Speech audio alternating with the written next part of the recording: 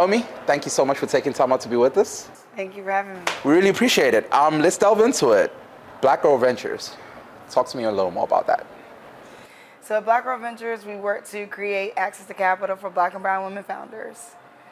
We have three main programs. We have our BGV pitch, which is what we stand out for because it's a unique competition. The way it works is a spinoff of your traditional competition, but it's mixing cultural elements with it. So women pitch, and then the audience actually votes with their dollars. We turn those dollars into a grant, and we give that grant back out to the women who pitched.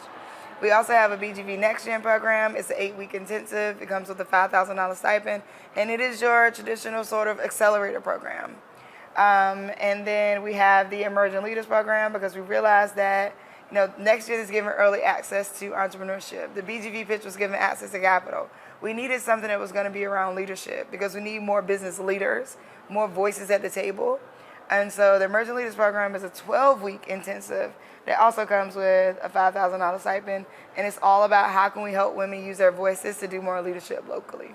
When we look at the tech industry, women formulate a very minority percentage. Black women form an even smaller percentage than that. Why did you find it important to work to uplift that group? Well, we're at a place economically, like just as a country and as a society, as a world, where we really can't afford to have people who are not welcome at the table. I think there was this idea that has been bred over time historically in the United States that says that we only need these people, forget these other people. We're no longer there. By 2044, 2045, we'll be majority people of color. It's important that everybody gets to economically participate in doors being opened, the way being made for them, barriers being lowered. If not, we're really looking at some more global issues in terms of our GDP, in terms of how strong our dollar is. We're looking at real economic issues. So it's not a charitable thing to do. It's not a nice to have anymore. This idea of diversity, equity, and inclusion is not like a pillar, like a check. No. We need to have people who are able to build wealth. There's a lack of generational capital in the Black community and African American community here. And so it's important that we're able to build companies. Entrepreneurship is one of the pillars of the United States. So even lack of access to the same terrible systems that exist is also a civil rights issue. So now to delve deeper into AfroTech, here we're going to talk about the continent. Talk to me a little more about how Black Girl Ventures is uplifting young women on the continent. So I'm a member of Rising Tide Africa, which is based in Lagos. We're focused on investing in women entrepreneurs and underrepresented founders. We're focused on investing in African entrepreneurs. I also see it where in the States, this bridge opportunity, right? How are we helping people export? How are we helping people import? Is really important to us. How are we bridging the diaspora so that we become stronger as an entire diaspora? I've also done some work with the State Department going over and training entrepreneurs. I'll be going soon over to Kenya to train entrepreneurs on the business plan canvas and how to pitch. The thing is, being able to articulate what you have, it's a common shared challenge. It's even on the continent, it's women looking to articulate what they have just based off of historical patriarchy, historical, issues with men muffling your voice, what women's rights look like. And so I feel like we are being a part of that change.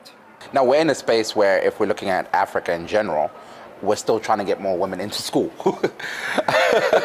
Yes. So now looking at the model of what you've created here in the United States, how do you take that and to the continent to uplift more young women? The key to what I built here in the U.S. is all about accessibility, right? And so with the BGV pitch, it's this idea that while we wait for systems to become more diverse or welcome us more, what are we going to do in the meantime? While we wait for girls to be able to go to school, what are they going to be doing? How can we teach them innovation? How can we teach them to use their voice? How their voices can be used? What does that look like, right? And so I feel like at Black Girl Ventures, the programming that we have could be a sort of a way to, what do we do in the meantime? People still need to raise capital. People still need to live, grow, develop. And guess what's probably happening while those girls can't go to school? They're thinking of innovations. They're thinking of other things that they can do. How do we hone in on that? How do we support them? Right? One, you know, interrupt the systems and say, hey, stop playing around. Like, this is important. We need women to be able to be educated, right? And if you're not going to do it, what else can we do in the meantime?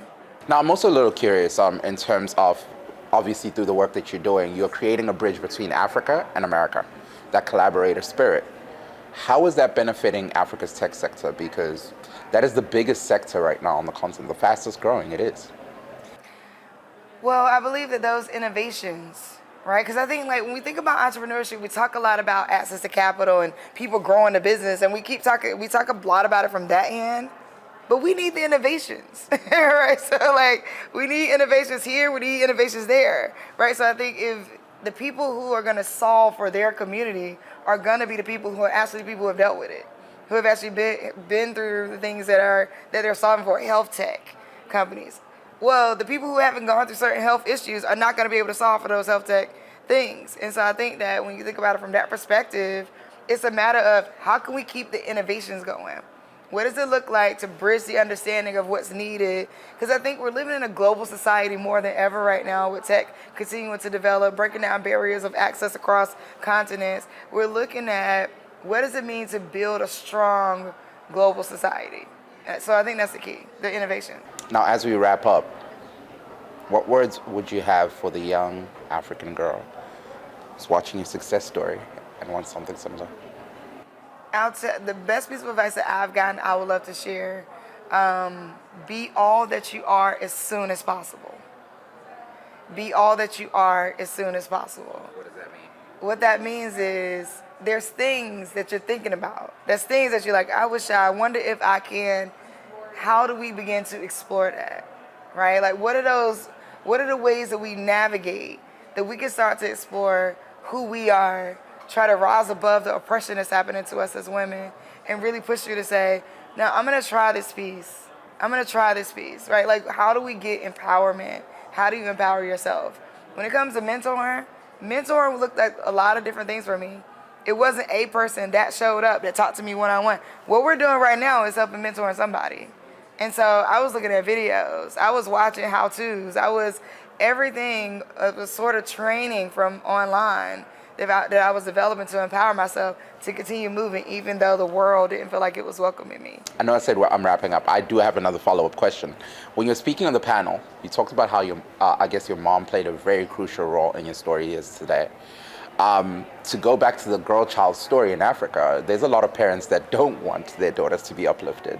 What words would you have to those parents? For the parents or for the children? Both. One, just to understand that there is a lot that comes with why they don't want it. They don't know that they can want it. Like, the parents are like, hey, no. You need a traditional, make your money, just don't rock the boat, right? And that was a realm that they live in. T.D. Jakes said, parents raise their children for the world that they know. What the girl child should know and recognize is that your parents are raising you for a world that they know, but you know a different world. And so be respectful, right? Respect that, and you have to think about how you empower yourself and how you move forward to really go for your dreams, because you're the only one dreaming it.